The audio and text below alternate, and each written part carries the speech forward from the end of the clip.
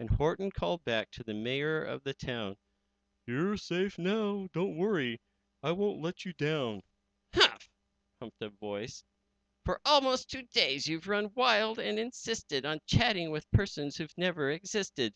Such carryings on in my peaceable jungle, we've had quite enough of your bellowing bungle, and I'm here to state," snapped the big kangaroo, "that your silly nonsensical game is all through."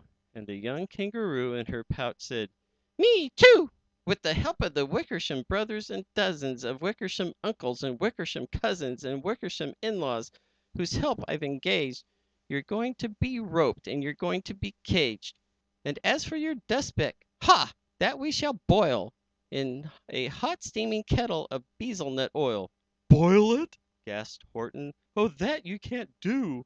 It's all full of persons. They'll prove it to you." "Mr. Mayor, Mr. Mayor," Horton called, "Mr. Mayor, you've got to prove now that you really are there. So call a big meeting, get everyone out, make every who holler, make every who shout, make every who scream. If you don't, every who is going to end up in a bezelnut stew."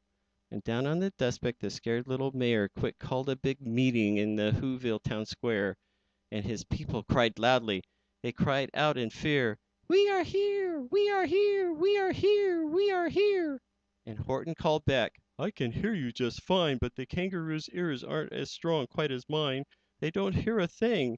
Are you sure all your boys are doing their best? Are they all making noises? Are you sure every who down in Whoville is working? Quick, look through your town. Is there anyone shirking?" Through the town rushed the mayor from the east to the west, but everyone seemed to be doing his best. Everyone seemed to be yapping and yipping. Everyone seemed to be beeping and bipping. But it wasn't enough, all this ruckus and roar. He had to find someone to help him make more. He raced through each building. He searched floor to floor.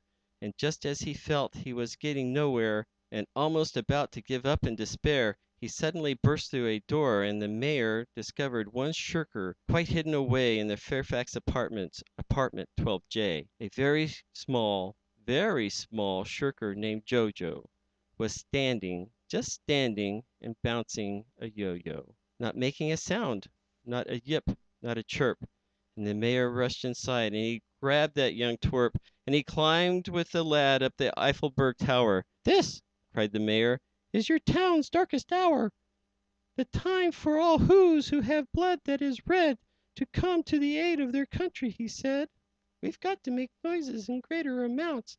So open your mouth, lad, for every voice counts." Thus he spoke as he climbed.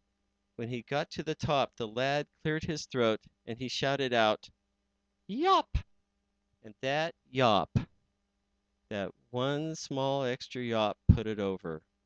Finally, at last, from the speck on that clover, their voices were heard. They rang out clear and clean, and the elephant smiled.